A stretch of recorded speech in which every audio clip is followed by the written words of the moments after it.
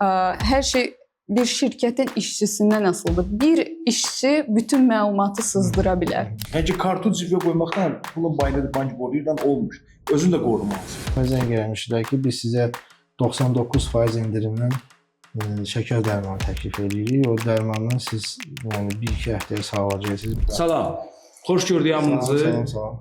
Bugünkü gün yenə də Cyber Health Innovation, Cyber Health Hygiene haqqında söhbətimiz davam edəcək.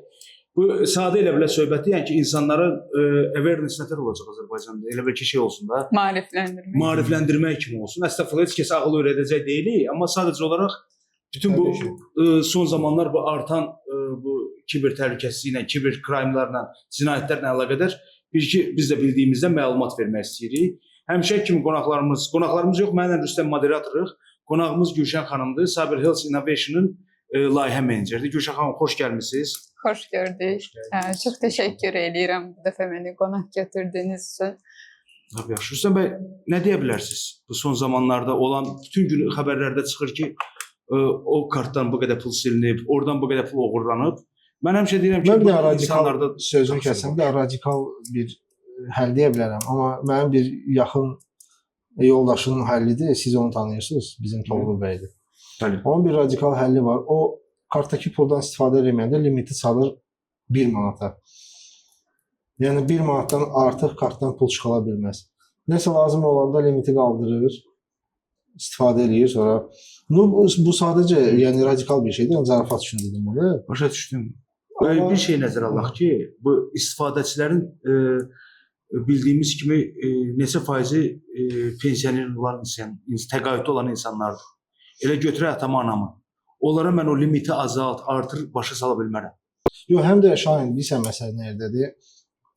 Kartdan pul götürüləndə əvvəl belə idi, indi biraz tendensiya dəyişib. Əvvəl hələ bil ki o kartdakı məsələn 5 manat 35 qəpik yazılır da. O 5 qəpik, 1 qəpik, 2 qəpik götürürlər. Nə siz hiss edirsiniz, nə siz, nə mən. Nə də SMS notification. Nə SMS notification. Yox, gələr, əslində gəlmir məsəl çıxılanda. Baxır da indi.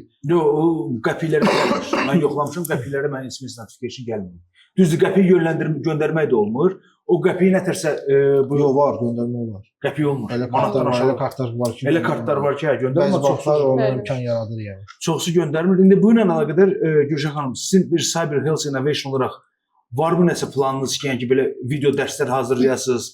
Bilirsiniz hansı təbəqəyə deyirəm? Cavan yox, əhalinin bir yaşlı təbəqəsi üçün. Orta yaşlı və ondan böyük texnologiyalardan biraz uzaq olan təbəqəsi üçün. Yəni ki, onlara ki, xəbərləri olsun ki, belə şeylər var. Bəli, əslində elə bu yaxınlarda bizim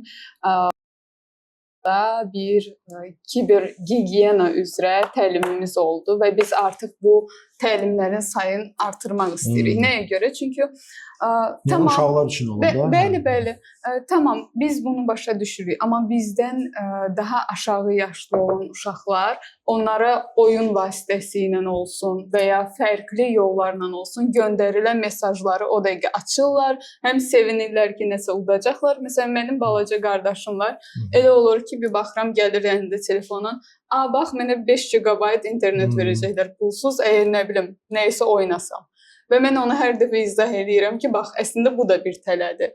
Bunun fərqli yolları da var.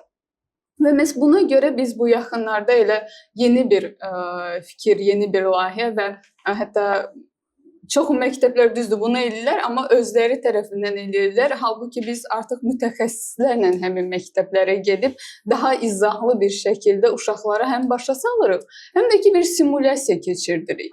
Hansında ki uşaqlar iştirak edirlər, bunu yaşayırlar və görürlər. Belə, yəni hələ ki bunlarla başlamışıq. Simulyasiya çox ağıllı fikirdir ki, görsünlər praktikada. Uşaqları maarifləndirmək çox gözəl bir şeydir. Yenə də keçən dəfəki bizim podkastımızda belə bir məsələ oldu. Okey, uşaqları başa düşdük də. Bizim yaşıtları başa düşdük. Problem yaşlılardır. Yenə problem yaşlılardır. Zaten Cyber Health Innovation olaraq bizim bir sonraki hədəflərimizdən biri də artıq yaşlılardır. Əlbəttə ki, burada kanallar axtarırıq. Çünki uşaqları yığmaq asandır. Onları məktəbdə gedib görə bilirik və ya bağçalarda gedib hamısına toplu şəkildə bir dərs keçə bilirik. Amma yaşlılar üçün hansı kanalları istifadə edə bilərik? Zaten bunun müzakirələri hal-hazırda gedir və Yaşlar məncə video dərsdir. Eynən, məncə də biz də bunu bir variant olaraq artıq saxlamışıq. Bir sonraki məqamda da yəqin ki onları artıq Mən bu keçəcək. statistika maraqlı. Yaşlılar daha çox televiziyadan istifadə edir yoxsa Televiziyadan. Televiziya. O televiziyaya biraz o inteqrasiya etmək daha doğru Hətta olar. mən deyərdim ki, televiziya və sosial medialardan isə TikTok. Yəni bu son vaxtlar gördüyüm qədərdə yaşlıların çoxusu TikTokun istifadəsi çox rahatdır, interfeysi çox rahatdır deyə. Onlar ora giriş eləyib sadəcə scroll eləyərək istənilən məlumatı alırlar. Və yəni çoxsunun orada axın elədiyini görə bilirik. Çünki məsələn yaşlılar xəbər saatını gözləməli idilərsə o vaxtlar indi gözləməyə ehtiyacları yoxdur. Girirlər xəbər saytlarına ya TikTokdan olsun, Instagram çox az görmüşəm ki, yaşlılar istifadə eləsin. Giriş edirlər və artıq oradan istədikləri xəbərlərə, gündəmə və nələr baş verdiyinə baxa bilirlər. Gözəl fikirdir. Gözəl fikirlər, gözəldir. TikTok vəbşə çox xoşuma gəldi. Sadə bir şeylər, yəni ki, orada demək lazımdır. Sadəcə olaraq baxın, bir-iki dənə görmüşəm videoda qeyd ediblər. Plus bir ilə zəng gəlir və insan özünün Kapital Bankın və ya hansısa bir başqa bankın Azərbaycanca təhlükəsizlik xidmətinin mütəxəssisi kimi, ya işçisi kimi təqdim edir. Bu yaşlı insana baş salmaq lazımdır ki, biraz yaşlı qeyri-konkret çıxır. Yəni ki, daha böyük pokoleniyada, daha böyük təvəqqə nəslə başa salmaq lazımdır ki, bir nömrəyə də fikir ver. Bütün o detallara fikir versələr bu qədər şey olmaz. Plus bir dənə Amerika nömrəsinə zəng gəlir, kartın 16 rəqəmini deyir, CVS kodunu deyir. Loqolarını istifadə edirlər.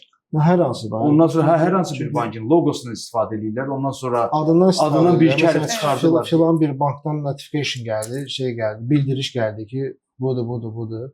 Hətta bilirsiniz belə bir şeylər var. İnanmıram hələ ki Azərbaycana çatıb. O tipi neçənci ildə çıxıb o tipi təzə bir texnologiyada o tipi heç. İlin deyə bilmərəm də yalançı olaraq. Xüsusən hacking dünyasında o tipiyə ayrılan, yəni o tipi nədir? O həmin SMS-ki o nömrə gəlir hansısa bankdan, o nömrə 6 rəqəmli və yaxud 4 rəqəmlidir, indi bilməyənlər üçün deyirik də. Həmin rəqəmi yığıb, yəni pulu çıxardıb və ya puldan istifadə edə bilərlər, nəsə alış-verişdə falan. O tipiyə, sırf o tipiyə xüsusi adamlar ayrılır. Məsələn, Amerika Birləşmiş Ştatlarında bir imkanlı adamdır, onun kartından pul çıxarmaq istəyir. Yəni onu ovlayıblar da, onu götürüblər nişana.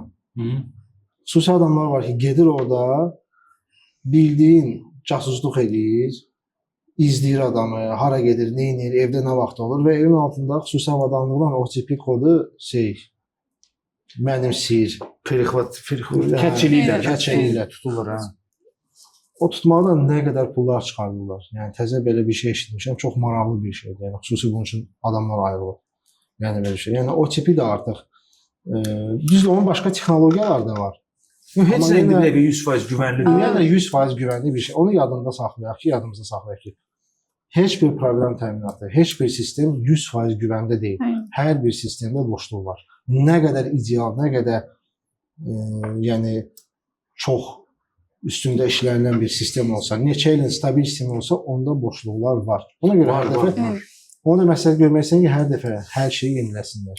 iOS-da olsun öz əməliyyat sistemlərini update edən, Windows əməliyyat sistemi update, hətta Linux belə əməliyyat sistemi, yəni update olunmalıdır. Çünki hər dəfə boşluqlar tapılır, hər dəfə boşluqlar bağlanır.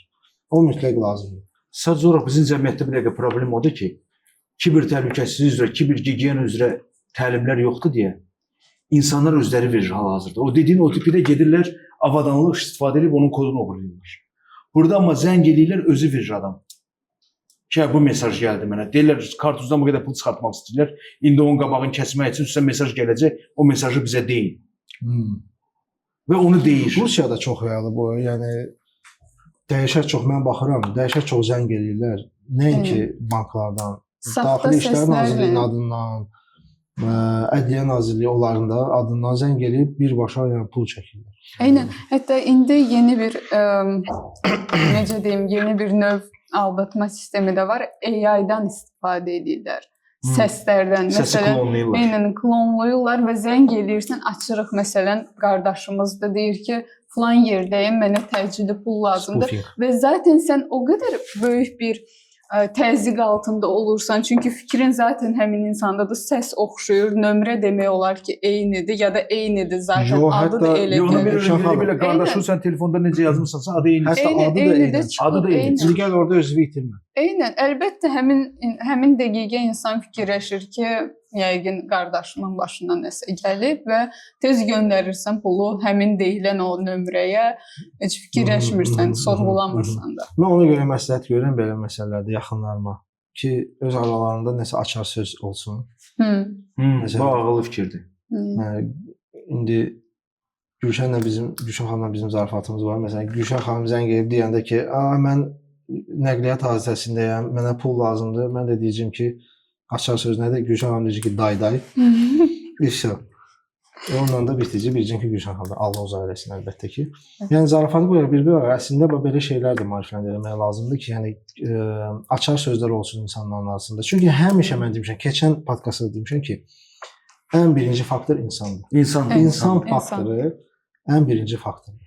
100% qabağını ala bilməyəcək təbii ki, amma yenə də nə qədər bir amma 70-80% ala bilərik bax bu maarifləndirmə ilə. Əlbəttə ki. Bunların qabağını ala bilərik. Çünki təhsillə yaşlı nəsil ya gənc nəsil üçün ehtiyac yoxdur. Yüksək vəzifəli insanlara da ehtiyac var. Gən dediyim kimi insan CEO-dur.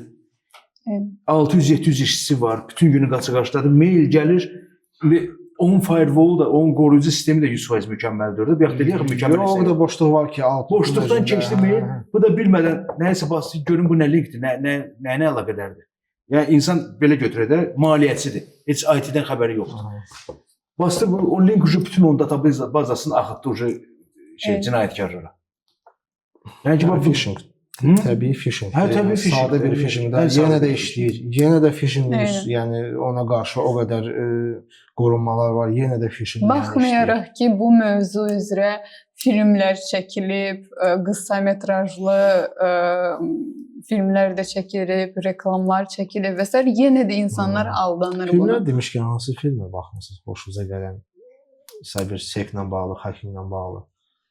Biri var idi.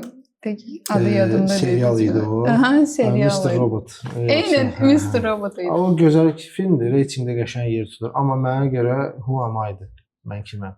Çox gözəl. Almanlar çəkib. Hardasa 2015-də ya 2016-da çox gözəl film. Məsləhət görən baxsınlar və siz baxın. Belə. Yəni burada əsas odur ki, insan özü daha diqqətli olmalıdır. Nətər ki belə keçən dəfə dediyim kimi qapı bağlayırsan, cüzdanı hardasa güvənli yerə qoyursan ki, hiss eləyəsən. Çantana nəsə qoyub çantanın ağzını bağlayırsan. Eyni şey də bu kibirdədir. Yəni ki, kartı cibə qoymaqdan pulun bayında bank qoruyurdan olmur. Özün də qorumalısan. Eyni. Yox, özün qorunmasan sən pulu heç kəs qoruya bilməyəcək. Çünki məlumatları özün verirsən. Yəni ki, o gəndə o dediyiniz o klonlama səslə o başqa cürdür, o şey deyil. Yaxşı, gəlin belə bir şey deyək. Bir dənə brainstorming eləyək burada. Bu yaşlı nəsildən danışırsan. Nə təklif eləyək ki, heç olmasa onlar bu məsələlər, təkliflərimiz heç olmasa yaşlı nəsili qorusun bu hakimlərdə. Nə təklif? Ancaq məlumatlandırmaq. Ancaq məlumatlandırmaq. Yəni və televiziyadan, radiodan danışılsın. Diqqət eləyin, kartozun nömrəsini onsuz da danışılır, amma daha çox olur. SMS notificationlar gəlir, mən görürəm məsələn, banklardan, Onu İşlər Nazirliyinin özündən. Onu oxumurlar. Onu oxumurlar. Dediyim kimi, yaşlı nəsil artıq necə deyim, baxaraq, vizual olaraq informasiyanı onlara çatdıranda məncə daha asan olur. O düzdür. Mən nəsə nənəmin smartfonu var. Girirəm ora, Chrome-da, yəni 20-30 dənə vkladka açıldı da Chrome-da. Baxırsan, şəkər dərmanı reklamı, nə bilim, təzyiq dərmanı reklamı. Keçən dəfə nənəmə zəng gəlmişdilər ki, biz sizə 99% endirimdən şəkər dərmanı təklif edirik. O dərmandan siz yəni 1-2 həftəyə sağalacaqsınız. Baxdım nənəyə də, gülmədim pisinə gəlir, çünki indi bilmirdi adam da. Nənə dedi, yaxşı, baxaram. Ondan sonra dal-badal başladılar zəng eləməyə. Nənə nəsə olaraq göndərdi. Ondan sonra təzədən nənədən kart istədilər və s. və s. Yaxşı ki, mən qabağını aldım. Yoxsa nənə bütün pensiyası gedəcək. Gedəcək.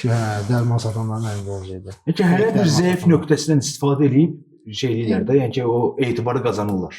Öylədir, əlbəttə. Hər bir zəif nöqtəsindən istifadə edib etibarı qazanırlar. Ümumiyyətlə bu cyber cinayətlərdə insan social engineering, yəni sosial mühəndislik yəni olmalıdır mütləq. Orada da araşdırmalar sadəcə olaraq var, elə hamısında bir brainstorming olsun ki, bu orta yaşdan böyük nəslə nətər biz bu haqqda məlumatlandıra bilərik. Yəni tək yaşlı nəsildən tutmaya və kifayət qədər yəni orta nəsil. İstənilən adam bu tora düşə bilər. Eynən. Yəni çox İstənilən adam bu tora düşə bilər. Mən belə baxmayaraq ki, nə qədər bunun içindəyəm, dediyim kimi o bayaq dediyim klonlanma məsələsində özümü itirib, əlbəttə ki, səhv salıb və ya heç düşünmədən önünü arxasını götürüb mənə məsələn köçürmə edə Şahin bilərəm. zəng gəlsə desə ki, belə-belədir. Mən yəni telefonun dəstəyini yəni basıb deyəcəm ki, Şahin get işinlə məşğul, heç bir şey. Heç bir reaksiya, feedback. Mənə də eynisini eləyirsən. Yox. Sizdə kod söz var da, bizdə yox. Kod söz var, day. Sizdə kod söz var, amma açar söz də hər adam istifadə edəndə öndə açıq danışıqda zarafat bir şey. Eynən, unudulur həm də. Unudulacaq, istifadə olunmayacaq. Əsas Hətta təsəvvür elə həqiqi insanla nəsə baş verib. Sən deyirsən ki, bir dənə açar sözü dinlə. Oradan sən ayağa qopub bilmirsən. Neynən? Yəni açar sözü bir dəqiqə. Və unudub. Ha, unudub. biraz qara yumura getdi də. Heç nə qara yumru olmalıdır. Olmalıdır o heç. Eynən. Elə bəs o pensionerin pensiyasını oğurlamaqdan qara şey var bax ümumiyyətlə. Əlbəttə ki, onun Belə bir baxanda. şey yoxdur. Cəmaatın dərmanı var, Pensioner çörək pulu var, əlindən pensionerdə 50-dir. Onu götürsən pulunu oğurla. Yəni ki, o qədər dünyada demirəm, mən təşvik eləmirəm, amma milyonerlər var da, milyarderlər var. Əlbəttə ki, hə. Amma sən gəl burada 230-240 manatın kimisə götür. Çünki milyonerlər öz pulunu qoruya durur və milyonerlərin xəbəri var ki, yəni bu pul ora sağa-sola getməsin, axmasın, leakage olmasın, neynəsin. Amma pensioner yenə də nə bilir, pensioner hardan gəlir? Aha, leakage. Nəyə gəldi? Data leakage. Data leakage, hə. Məlumatların axıdılması. Axıdılması. Elə səslə də, səsli mesaj göndərəndə də yaşlılar deyirəm. Nəsə bir hansısa qeydiyyata düşmək üçün də nə qədər olduğunu data axıdırlar. Doğum tarixini axıdır. Adın familiyasını tam olaraq şey deyir, uje kartın üstündə nə yazılıb bilinir. Heç CVS olmasın. 16 rəqəmin də verdisə, deyir onsuz da arxasında kodunu demirəm ki. Ay sağ ol. Şo, onun da onlayn alış da eləmək olar. Ya əlbəttə ki, elə saytlar var ki, yəni elə saytlar var ki, nə CVS kodu istəyirlər. CVS istəyən tələb eləməyənlər yoxdur demirəm ki, yox sayında da, amma sırf o tipi tələb eləməyənlər var, çoxdur. Yox, CVS tələb eləməyənlər də var. Var. Var. CVS tələb eləməyən onlayn shoppinglər var. Mən rastlaşmamışam onunla. Yox, Çində var, nə qədər var. Görürsən. Hə. Öyle bu uğurluqların nə qədərsə belənsin, elə baxırsan ki, IP-lər gedir içinə çıxır. Oradan şey olur. Data leakage-dən deyəndə, yəni hal-hazırda elə bir praktika var. Sadəcə o praktika nədən danışır? Hansı praktikadan? Sırf şeyə girmək, yəni hansısa bir bankın sisteminə girmək, yəni girib orada iş eləmək biraz çətin məsələdir. Çünki bildiyimiz kimi bəzi məlumat serverləri var ki, onlar lokal şəbəkənin içindədir. Bankın sisteminə girmirlər. Yenə də onlar müştəriləri oradan oğurlayırlar. Müştəri olsun, yəni hansısa işçinin səhvindən olur. Yəni operatorun səhvindən belə. Operator bəli, tamamilə doğrudur. Hansısa bir qarmağa düşdü, hakerin hansısa bir qarmağına düşdü. O qarmaqdan sonra artıq o qurd, o soxulcan virus və yaxud nə bilim exploit nə olur olsun da başlayır sistemin içində yavaş-yavaş məlumatı ötürməyə. Ora keçməyə buradan axırda gelir o istədiyi lokal serverlərə gəlib çatır.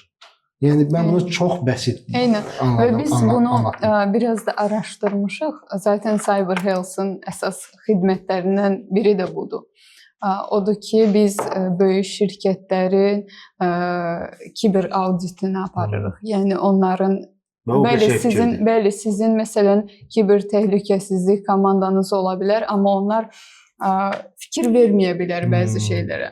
Qıraqdan edilən bir müdaxilə və ya qıraqdan edilən bir analiz daha aydın bir şəkildə göstərə bilər ki, nələr baş verir içəridə və ya harda boşluqlar var.